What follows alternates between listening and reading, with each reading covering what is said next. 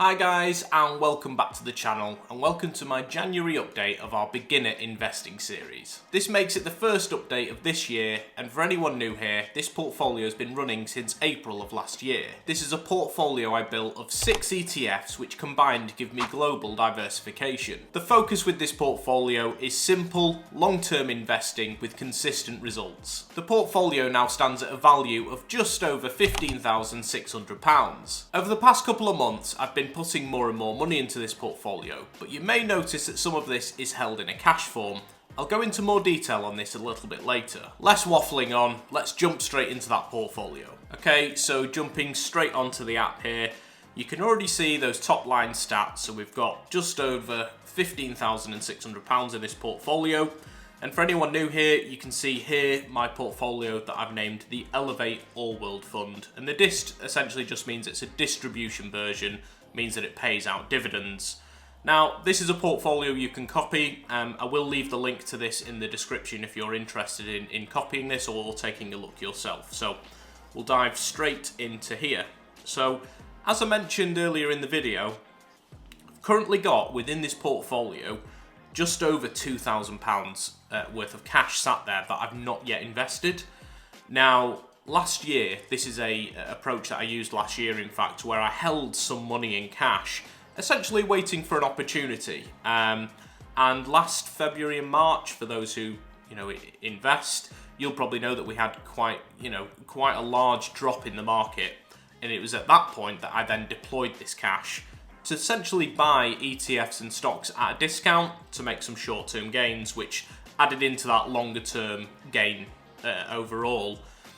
So I'm starting to do similar. So I'll still invest £1,000 every month, at the start of every month, whether the market's high or low. But this additional cash going in is for me to take advantage of any sort of opportunities or fluctuations in the market.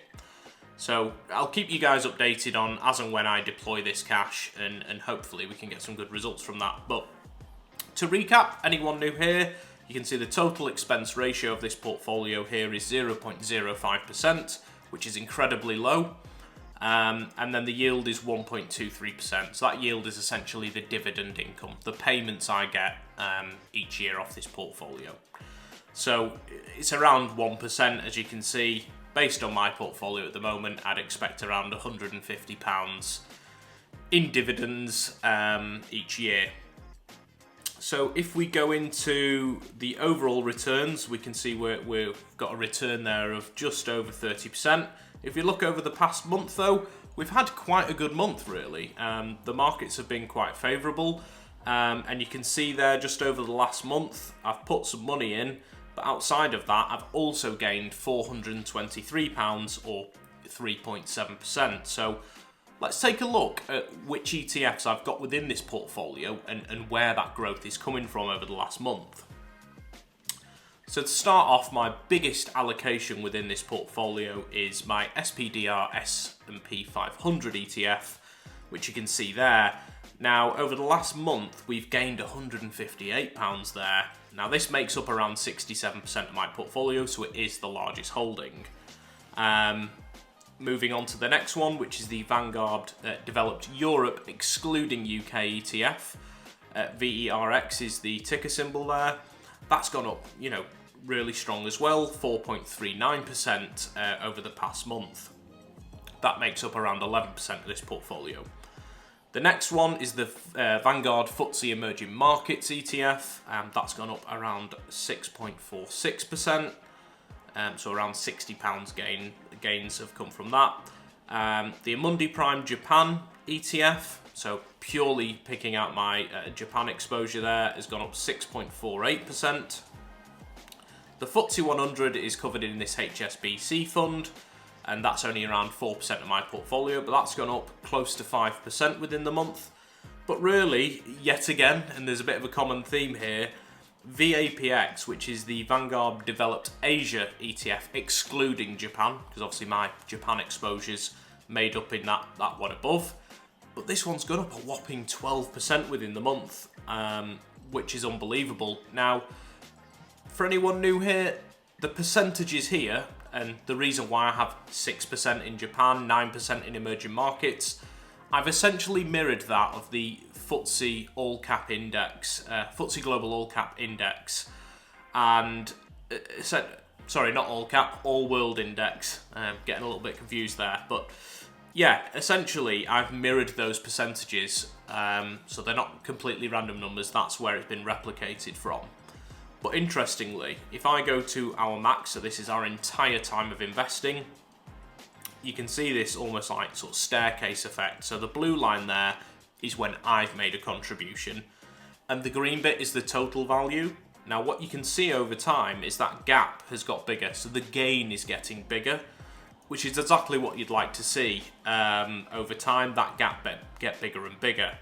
So now I've hit on max. Let's have a look at the overall portfolio and the overall growth that we've managed to get from this particular portfolio since I started in April. So the S&P 500 there, up 28.12%. We've gained in VERX 27.61%. In the Vanguard FTSE Emerging Markets ETF, we've gained just over 30%. The Prime Japan ETF up almost 32%, 31% in the FTSE 100. But again, you know, that bottom ETF, and it's, you know, every time I make a joke out of this, because it only makes up 3% of this portfolio, is up almost 50%, which is incredible. You know, it's amazing. You know, it's always times like this where you wish that had a bigger portion or bigger weighting within your portfolio, but I'm okay with it. I'm not going to lose any sleep over that. Now, going into where I've added money, you can see there on the 3rd of December, the regular £1,000 went in. Then on the 19th of December, these are additional funds outside of my regular £1,000 a month deposit. I put in an extra £2,000, which is where that cash element has come from, that little pot that's to the side. And yeah, and another £1,000 as per our regular schedule at the start of January. I believe we've had some dividends, so let me take a look. Yeah, so you can see there in December, the Prime Japan, the Amundi Prime Japan ETF paid us £12.75. And in January, we can see we've had 4 dividends, which total just over £30. So let's have a quick look. I believe it's all the Vanguard funds, so we'll check. So yeah, that £4.74 from the Vanguard FTSE Emerging Markets ETF. We've then had the SPDR S&P 500 one, which is our largest holding. That's paid us just under £20. We've then had, at the end of December, £4.20 from the Developed Europe excluding UK ETF, and then finally the other Developed Asia Pacific ETF, the Vanguard Fund, just a £1.67 from there. So you can see our dividend history. You know, the aim of this portfolio is not to gain passive income. It's not a dividend portfolio, and any dividends for the time being are just being reinvested. Now, the reason I've gone with a dividend-paying version of these ETFs as opposed to accumulation is that although the dividends are relatively small now, in 10 or 15 years' time, as this portfolio grows, those dividends are going to grow. And yes, I am reinvesting those dividends now, but, you know, if that's, instead of £30 there, sorry, if that's in 10 years' time, £300, £400, £500 for the month, and I'm then in a position where maybe I'd like to start using the income, I have that flexibility, and that is quite nice passive income at that point. So that's why I've got it set up the way I have at the moment. So yeah, really happy with the overall portfolio and how it's going. It's always slower in these early stages, and this is now, you know, it's my 3rd portfolio that I've built. This bit at the start of adding the funds in, it's kind of, you've got to grind it out. You've got to keep working at it, and maybe, you know, you might look at that and think, okay, £1,600 of gains. For me, I think that's fantastic. You know, it's over 10% of that overall portfolio.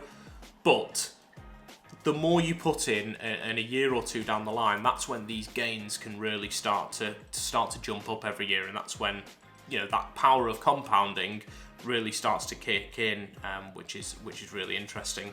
I'll quickly look at the analytics just so you can see a little bit of what the top holdings are in here. So I won't go through all 3,732 holdings, but you know, I could do if I wanted to.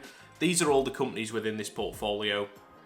You know, no surprise, you've essentially got the Mag 7 at the top there, Nvidia, Apple, Microsoft, Amazon, Broadcom, Google, Meta or Facebook, depending on your age, Tesla, Taiwan Semiconductor, etc, etc. The other thing you can do with this app, which I quite like, is I could search for any company in there. So if I wanted to search Rolls-Royce, for example, I can look exactly what is my exposure within that company. So yeah, just thought I'd show you that. There's a couple of other metrics on here. I really rate the InvestEngine platform. I think whether you're a beginner or an experienced investor, the user interface, you know, the analytics, the different tools it's got are super easy to use, and I think approachable for anyone. Not to mention there's no fees on this platform either, no platform fees. So yeah, it's really quite a strong portfolio, and I'll continue to do these updates every month. So what are my plans for the last 3 months of this tax year?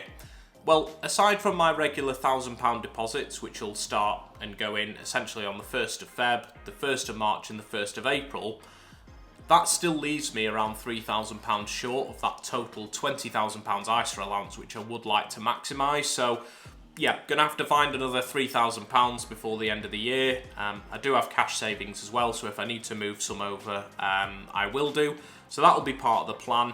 Now, something else I am planning to do in the next month or so is tweak this portfolio slightly. So I'm not going to be changing any of these ETFs as such or removing anything. These will still be the bulk of this portfolio. However, I am considering potentially adding 1 or 2 more ETFs to this. Really small weightings though, and slightly away from stocks. So at the moment it's 100% in equities or stocks. I think what I'll probably do is move around 5% of the portfolio into commodities. Specifically, I'm thinking of gold and silver. Still doing my research on this and the best way to invest in that and the best ETFs. I will be going down the ETF route for that because I don't want to be buying up gold and silver bars and having to store them around my house. So we'll be keeping it within the portfolio. But like I say, any changes I do make, I will be doing a full breakdown video on why that is, my research and data behind that decision. But ultimately, yeah, I think that's going to be quite an interesting change. It'll be also interesting to monitor the performance of that. If this is your first time watching one of my videos, then this isn't my entire portfolio. This is just one of 3. I did do a full portfolio update at the back end of last year, so I'll leave a link to that at the end of this video so you can take a look at everything I own. As always, I'll keep these regular updates every single month, and if you've got any questions or queries, feel free to leave these in the comments section. If you've enjoyed this video, then please do like and subscribe, as it really helps this channel. Thanks for watching, and I'll see you in the next one.